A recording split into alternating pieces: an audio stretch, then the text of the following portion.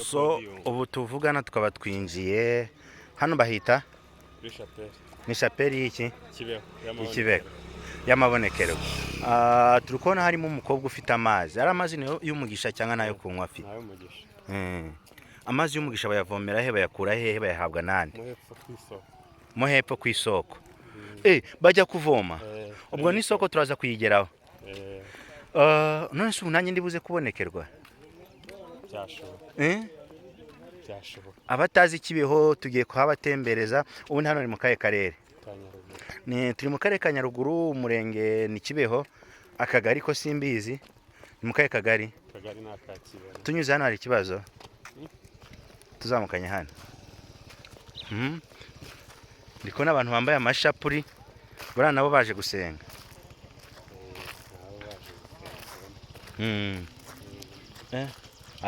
Barana hano bakorera hano.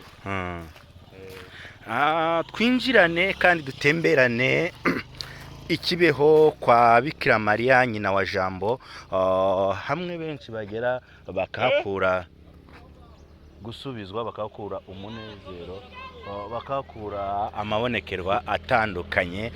Niho twinjiye.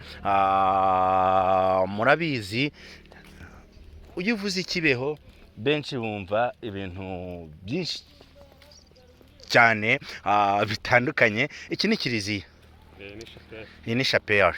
Aho kubona ikiliziya harimo chapelle itandukaniye he ni kiliziya? Hari ino ni chapelle, hari naho kuri paruwasi ruguru. Paruwasi ruguru. Ubwo chapelle ni ukuvuga ngo umuntu wese ushaka gusenga araza. Ese koko abantu baza hano babona uko kubonekerwa?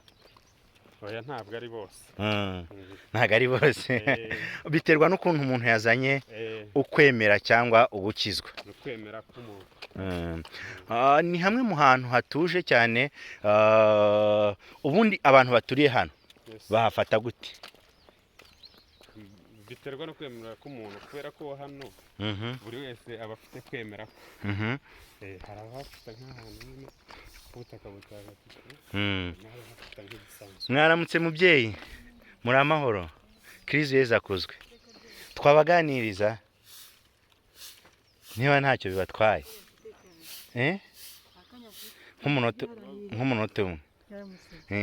umwe wanganiriza. Naho se wambwiye gatoya ndashaka wowe nk'umunota umwe, ntabwo ngurenze. Mama bakwita nde? Epifani. Ni umubyeyi ukora amasuku hano kuri chapelle. Kuri chapelle ubundi bavuze ngo Ikibeho kwa Bikira Mariya nyina wa Jambo ni he? Naha turi cyangwa hari ahandi hantu turi bugere? Ni hehe se abantu baje hano babonekerwa baba bari? Ni ndatwereka none murahageze n'ijya y'ingoro. Ni inyuma. Hameze gute se? Mujye murahareba. Ubu nawe wahuye na Bikira Mariya? Nawe mwarahuye? Ni mama wanjye. Ni mama wawe? Bikira Mariya ni mama wawe? Rwose. Imana ishimwe rwose. Warabonekewe? Ese nabonekewe, ariko umubyeyi wanjye ukora umubyeyi wabyaye Yezu wansiriye. Ni mama wawe. Kadukomeze dutembere kugira ngo twasuye Nyaruguru, aho amabonekerwa yatangiriye. Murahabona iyi ni chapelle basengeramo abantu baje gusenga. Ubwo ni ukuvuga ngo umuntu wese waje gusenga hano yinjiramo akagenda agasenga. Ngo nyina wa Jambo udusabire. Muri kuhabona kuri podium. Ubwo misibera he hano? Hano hanze yo bayibesha. Nibyo. Ubu mu kiliziya ntitwemerewe kwinjiramo. Cyangwa turabyemerewe? Twemerewe kwinjiramo? Kandi ndafotora ndi kubisaba.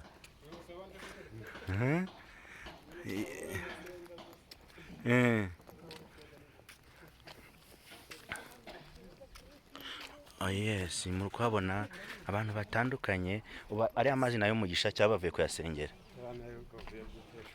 Cyakoze. Ubu hano twinjiye ni hano babonekewe. ewe iyo niyo ngoro ubwo nanjye ngiye gusenga abantu baza bakicara bagasenga cyangwa barara bagasenga ko ndimo kwica akazi yewe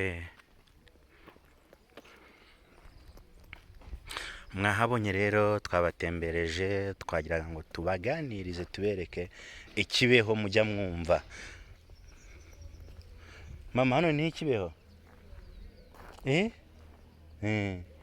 uti hano niho ikibeho kwa Bikira Mariya nyina wa Jambo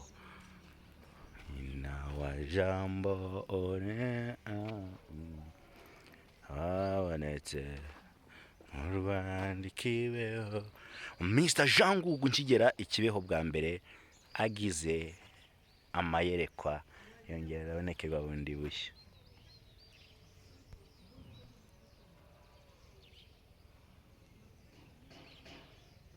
Yes, murahabona rero ni ahantu hanini cyane hatangaje mujya muhumva abantu ko bahaza bakabonekerwa benshi bagakizwa nuko nguko rero reka twinjire ku isoko abantu bajya bavomaho bakabonekerwa n'ikibeho twari turi ni Mr Jean Ngugu on Iris Rwanda TV we are together.